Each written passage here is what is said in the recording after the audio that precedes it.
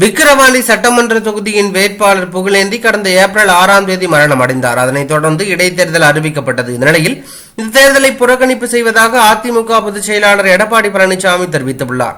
ஆளும் கட்சியின் அதிகாரமும் பணபலமும் ஒரு சேர செயல்படும் என்பதை காரணமாக தெரிவித்துள்ளார். மேலும் இவர்கள் திமுக கூட்டணியில் உள்ள தேமுதிகவும் தேர்தலை புறக்கணிப்பதாக தெரிவித்துள்ளது. நடைபெற்று முடிந்த மக்களவைத் தேர்தலில் போட்டியிட்ட அனைத்து தொகுதிகளிலும் தோல்வியை தழுவியது அதிமுக. அதிலும் சில இடங்களில் டெபாசிட் இழந்து 3வது இடத்திற்கு தள்ளப்பட்டது. தொண்டர்களிடையே இது வேதனையை ஏற்படுத்தியது. இருந்த போதிலும் எடப்பாடி பழனிசாமி நாங்கள் போன தேர்தலை விட கூடுதல் வாக்குகள் பெற்றிருக்கிறோம் என்று வழக்கம் போல சதவீத புள்ளி விவரங்களை தெரிவித்தார். அரசியல் கட்சிகள் வெற்றி பெற்றால் தொகுதியின் எண்ணிக்கையை சொல்வதும் தோல்வியுற்றால் பெற்ற வாக்குகளின் சதவீதத்தை குறிப்பிடுவதும் வழக்கமாகிவிட்டது. இந்நிலையில் விக்கிரவாண்டி தொகுதி இடைத்தேர்தலில் போட்டியிடும் வேட்பாளர்களை பாமக மற்றும் நாம் தமிழர் கட்சி அறிவித்துள்ளது.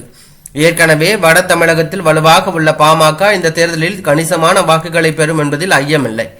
கூட்டணி கட்சி என்ற அடிப்படையில் பாஜக தலைவர் அண்ணாமலை பிரச்சாரம் மேற்கொள்ளும் போது ஆளும் கட்சிக்கு எதிராக பல வலுவான குற்றச்சாட்டுகளை முன்வைத்து பிரச்சாரம் செய்வார். அது மக்களின் கவனத்தையும் பெறும். ஏற்கனவே மக்களவைத் தேர்தலில் பல இடங்களில் அதிமுகவை முந்திக் கொண்டு 2ஆம் இடத்திற்கு பாஜக வந்திருக்கிறது. இந்நிலையில் எடப்பாடி பழனிசாமி போட்டியிடவில்லை என்று அறிவித்துள்ளது. அண்ணாமலைக்கு வழிவிட்டு ஒதுங்கிக் கொள்கிறாரா என்கின்ற தகவல் வெளியாகி தற்போது அரசியல் வட்டாரத்தில் கேள்விகளை எழுப்பியுள்ளதாக தகவல் வெளியாகியுள்ளது.